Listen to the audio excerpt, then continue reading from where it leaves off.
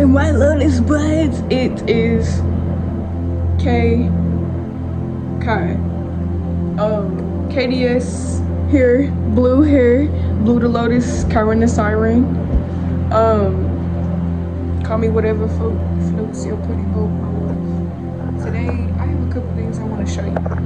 So in the last video I had posted, I had went to a festival by the name of Mighty Kindness, and it was so fucking cool. Like, there was music playing, like live performances and things, and there was these random like little centers and like activity like tables or like tents where you could do like random things like paint a rock,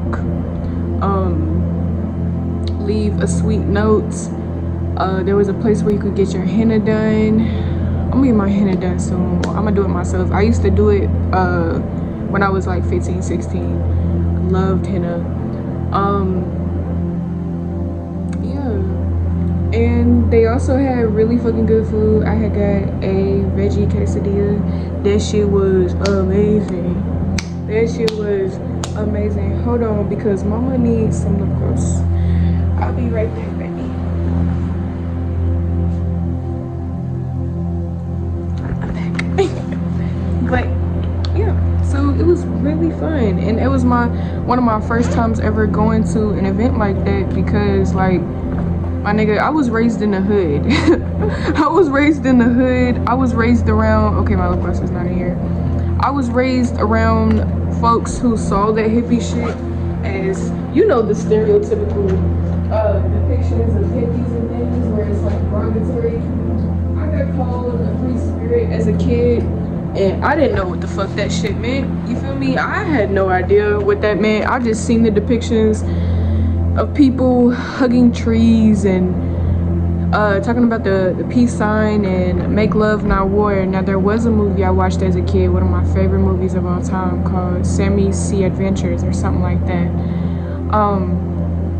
where basically the sea turtle was born, and when he was born his mama wasn't there, so he was an orphan, and basically like all of his siblings were, or I think it's just the way that turtles work, they don't really have that period of time where they are like human beings are on their mama's nipple or shoulder, chest. You know, they just go straight out into the fucking abyss, the ocean. They get attacked by seagulls and everything. First 10 minutes of breathing, you gotta duck and dodge for these fucking seagulls coming to eat you. Like, that shit's crazy. But in the movie, one of the, like, he was adventurous, and he had his own little raft, his own little boat that he met friends, and there was a blue turtle that they became best friends. I think he was voiced by the dude who's the father in the show Black. Wait, what is that show? It's called with he's also in the movie Kangaroo Jack, and his wife on the show is that one lady. She's Diana Ross's daughter. But yeah, so he voiced the best friend turtle, and I remember the soundtrack and everything. Bruno Mars, talking to the moon. That's my shit. But yeah, so in one of he had got captured like twice or a couple times throughout the movie. But one of the times he was captured because I believe he was hurt, or he was like wounded.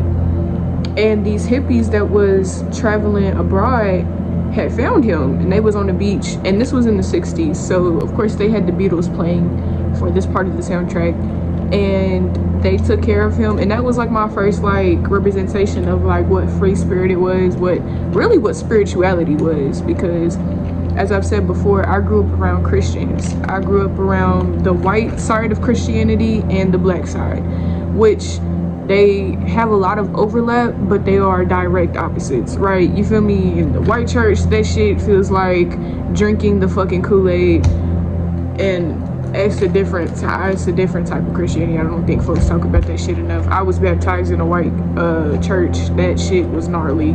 It felt very sacrificial, not like literally, but it just felt like me and my sister was the only two black kids, and my sister was white passing. I looked racially ambiguous, so I'm pretty much on the outside the only black kid in this church, and all these grown-ass white people is singing around me and shit. Like, this shit felt cultish. It really did. Versus the baptisms I've seen and observed as in a black church here in Louisville, that shit felt, even though it was still Christian and still colonization embedded in the culture, it still felt closer and familiar to my spirit and safer. You feel me? Like watching a wise lady get up and start shaking and convulsing felt, because due to the Holy Spirit, which I really think is ancestral possession, right? Because our folks been doing that shit, right? When we get, you know, in that moment in our body, in the present moment, that feeling of possession, I think it's both. I have a couple theories. Could be Shakti, right? Feminine energy, which is the energy of motion and dancing, right? Or it could be the Holy Ghost, which again is the feminine spirit. People don't want to talk about that shit, right? Or it could be ancestral possession, right? Which is what our ancestors used to do. Have ceremonies where they would dance and ancestors would come through them. In possession, we have this negative connotation of possession. This is a side tangent, but we have a negative connotation. We have a negative perception of possession because of indoctrination. So possession is not necessarily always, and granted, there are, right, two truths can exist at one time. There are entities, there are demons, there are beings who are of malevolence, and this is also to say that not all beings of darkness are of malevolence. There are demons who are also angels. There are beings who are shadow entities who reside in the darkness, but they're not evil, or they are, but they still serve the good, or they are just stuck there and are doing what they can to still support the greatest good of all. You feel me? So everything is not as black and white as we have been programmed to believe that it is. So yeah, so possession can literally be God speaking through you to somebody else and you have no idea. Technically, we are all possessed at all times, being that God is living and breathing and experiencing through all of us, because we are fractals of God experiencing each other, experiencing ourselves through each other. You feel me? So that's for the folks who have souls, right? There are empty ass vessels that walk this earth. Okay, that's a whole nother thing though. But yeah, so back to this hippie festival. I definitely felt, you know, safe there. There was a big emphasis on community and everybody, you know, it was love, kindness. Like, I mean, the festival was called Mighty Kindness, for crying out loud, you feel me?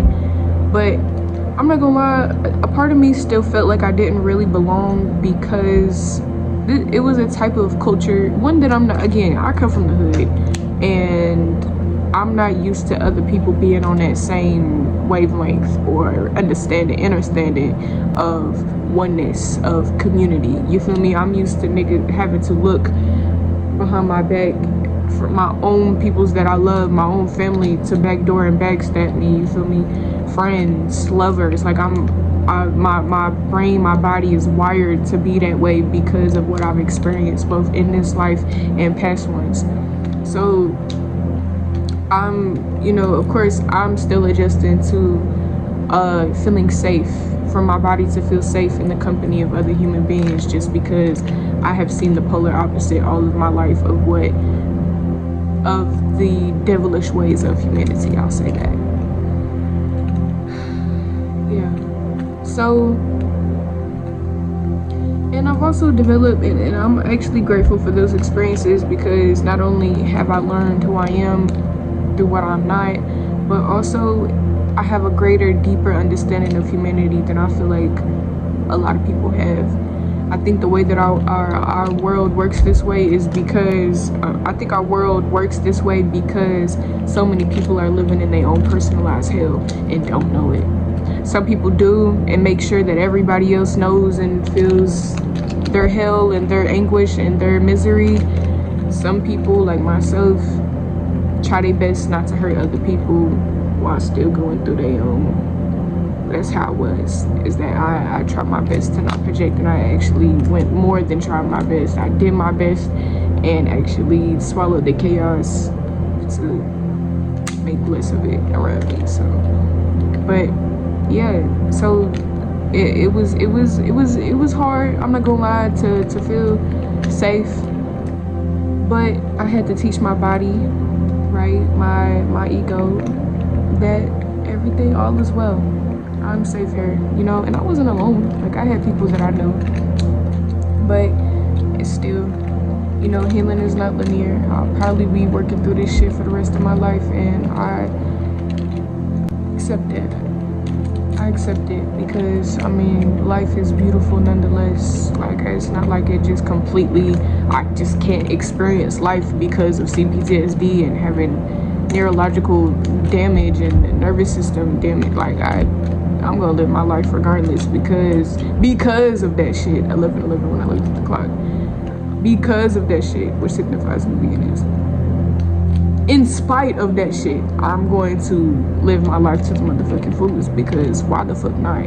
Why would I sit and torture myself and sit in my own misery when the people who hurt me wanted me to do that in the first place? They wanted me to hate myself. So why the fuck would I do that now, knowing the truth about who I am, what I am, how great and amazing I am, how loving, kind, genuine I've always been, how smart and intelligent, gifted and tapped in, how I saw these niggas for who they was, but because I had been taught that intuition should not be trusted because emotions don't matter and intuition is not fact, that I then listened to what everybody else was telling me.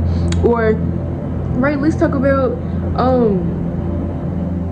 how community can be the main, and here's the dark side of community, is how community can be the main thing that gets you in trouble, right? Because I've dealt with folks who outwardly on the external, you ask about them to other people, they gonna tell you, oh yeah, so and so is so sweet and genuine, such a giver, such, you know, they for the community, they always helping. That's the version of them that I met at first, right?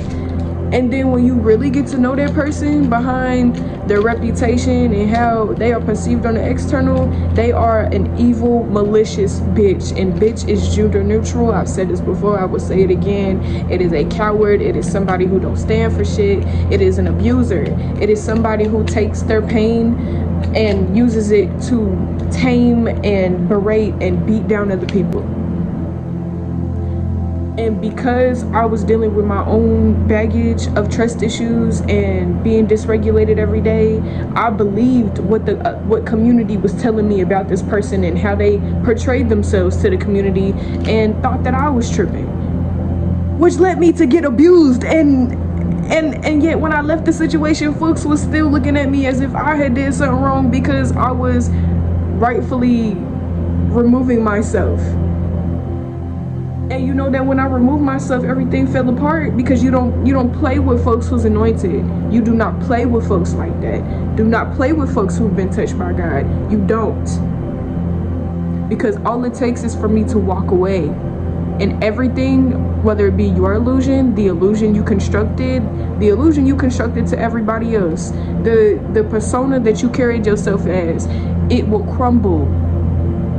Why? Because anything that is built off of illusion can never be fully sustained without having something to extract, right? Like the patriarchy. Patriarchy is an extractive system that uses womb holders, children, light, Earth's energy and resources to sustain itself. It's not reciprocal, it's extractive, parasitic.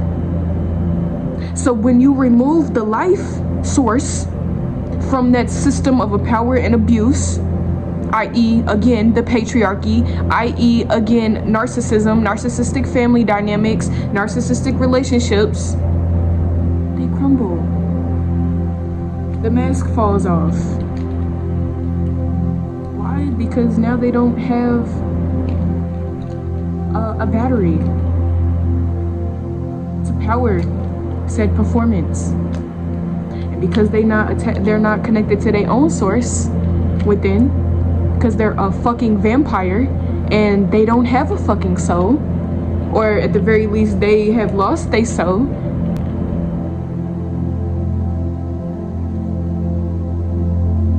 I forgot the end of my sentence, but the point still stands. Anyways, yeah, so at this event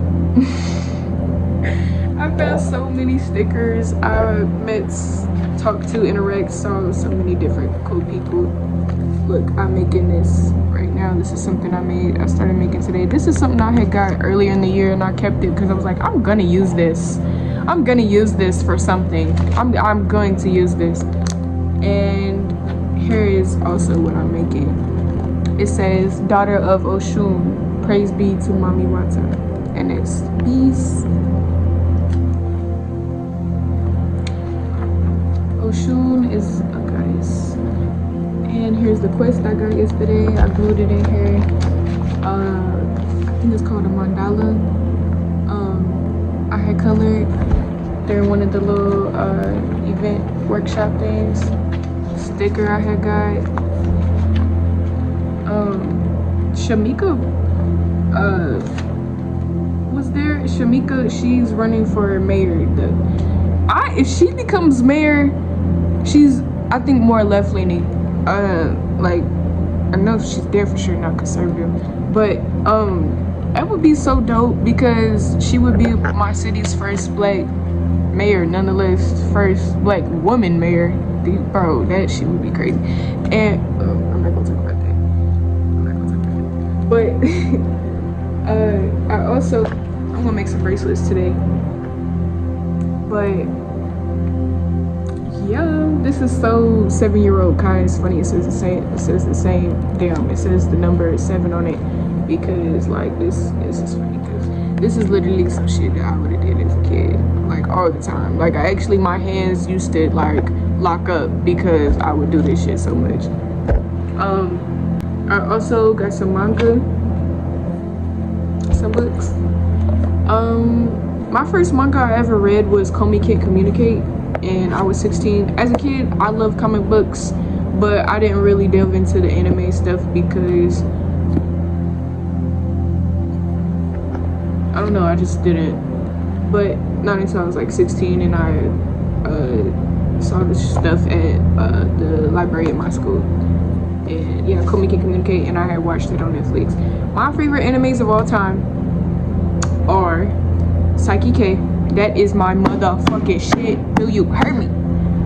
Promise Neverland and Death Note, but please do not wring my neck when I say this because I was joking. But like, anyways, people just feel really strongly. I feel like this is an unpopular opinion. Okay, I really love Death Note, but the live action version. The show is classic, it's iconic as fuck. Pop culture references out the motherfucking wazoo, yeah. But, and I really, Lakeith Stanfield is one of my favorite actors of all time, no bullshit, like my top 3. Sexy as fuck, okay, listen.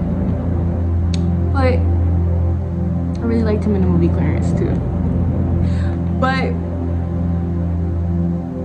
the Book of Clarence. I just said Clarence, like the show. You know what? I feel like I'm a blend of Clarence and his bald-headed, scraggly friend. I forget his name. I feel like I'm actually a blend of all 3 friends. The germaphobe one, the like quiet, like control freak, that's like, yeah, all 3 of those are me. You know, you can't just make yourself interesting. Right, that's why you're doing it. Nothing's coming up. Interesting celebrity bloopers, interesting light fixtures, top 10 interesting vacation spots. Ah, cool. Touching! Sorry. It says I need to download a plugin. No, click no. Yes. Just need to do a quick reboot after it downloads. Did it work? I don't feel any different. Jeff, what's wrong with this computer? It's fine, we just need to give it some more time. Your computer's too slow, Jeff. Come on, think of something else. No bullshit. But I love that show so bad. But yeah, so I got some manga. What was I saying about Death Note? Yes, I really like the live action show. The live action movie, because one, the cinematography is, it's amazing. But also, like I said, I really like Lakeith Stanfield, and I really like the role that Lakeith Stanfield played in that movie. And if I'm not mistaken, the main character who played Light was also in the movie Hereditary. I said Habituary. I've actually said that before. I don't know if in a video. I'm having a deja vu moment right now. That shit is gnarly. Isn't it crazy when you can have experiences like that, like deja vu, and it feels so uncanny and familiar, and yet like then you have to just keep moving on. Like the 3D realm, like being a human is so interesting sometimes, because you can have the most debilitating, universe altering experiences and then have to move on and continue talking or living your life as though you didn't experience what you just felt. So yeah, I'm gonna keep moving on. But yeah, so yeah, I loved the movie. I also love the movie Hereditary. That shit was gnarly as fuck. Okay, yeah, so here's the books, the manga. Damn. It says Miroku-chan. Oh shit, what the fuck? Oh shit, she a eater. Oh my god. Oh, okay, let me read the back. It says, this is the first book, by the way. It says, a normal girl was living a normal life until she wasn't. One day she could see everything. What's a girl to do when hideous monsters appear no matter which way she turns? And on top of that, nobody else can see them. Obviously, there's only one thing that makes sense. Ignore them. Kinda hard to put theory into practice though when the ghosts know that she's watching. And this is book 2. Oh, this is book 3. It says, salt, useless, prayer beads, no dice, disinfectant, mildly effective. Miko's fruitless attempts at warding off horrific spirits leave her with one option. Keep pretending these grotesque specters don't exist. I really love it when my phone cuts out because they act like I don't have any space after I delete video after fucking video and picture after fucking picture and app after Anyways, Miko's fruitless attempts at warding off horrific spirits leave her with one option. Keep pretending these grotesque specters don't exist. But Miko hasn't given up yet. One day she will be free. Until then, she just has to survive changing room phantoms and ghost infested tunnels and a girl named Yuria. Look at the spirits. Those are so fucking cool. Cat, I think Japanese cat spirits.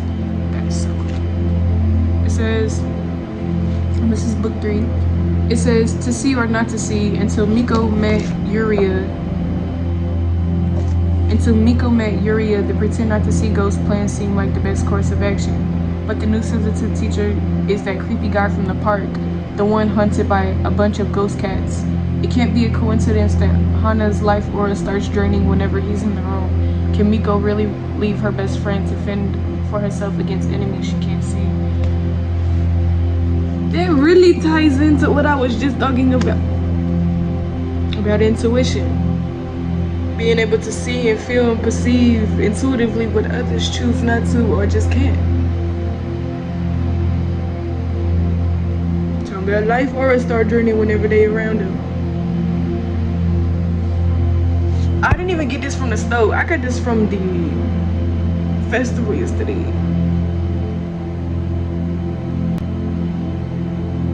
This is me in real time, connecting the dots. All I'm gonna say is the universe works in very mysterious ways.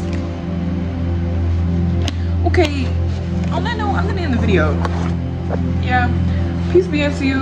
Ride the motherfucking wave. You might love video. Do something different today. Don't be so up in your mind space, baby.